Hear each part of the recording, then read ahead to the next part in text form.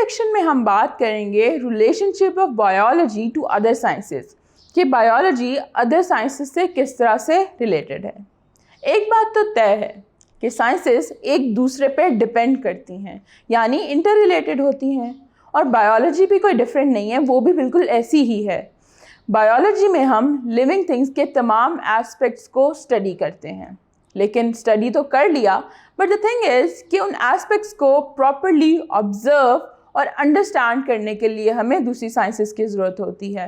Observe اور understand کرنے کے ساتھ ساتھ ہمیں ان چیزوں کو ریکارڈ بھی کرنا ہوتا ہے، تو اس سارے پروسیس کو افیکٹولی پرفارم کرنے کے لیے ہمیں دوسری سائنسز کی ضرورت ضرور پڑتی ہے۔ آج کل آپ لوگوں نے بہت سنا ہوگا about the corona virus pandemic. What do you see on your TV screens is that the total number of reported cases. اس کے بعد بات آتی ہے پروونس وائز ڈویژن کی، کہ ہر پروونس میں کتنے کیسز ہیں، کتنے نیو رپورٹ ہوئے، کتنی ڈیتھس ہوئیں اینڈ ایوری تھنگ۔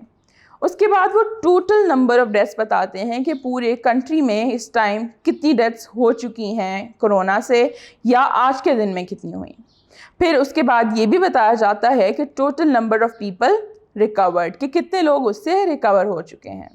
اب جب ہم ان سارے سٹیپس کو دیکھیں تو یہاں تک تو بات سمپل کاؤنٹنگ پہ ہے، لیکن when they say کہ کرونا وائرس کا فیٹیلٹی یا مورٹیلٹی ریٹ از 1.7 اور 2%، تو اس کا کیا مطلب ہے؟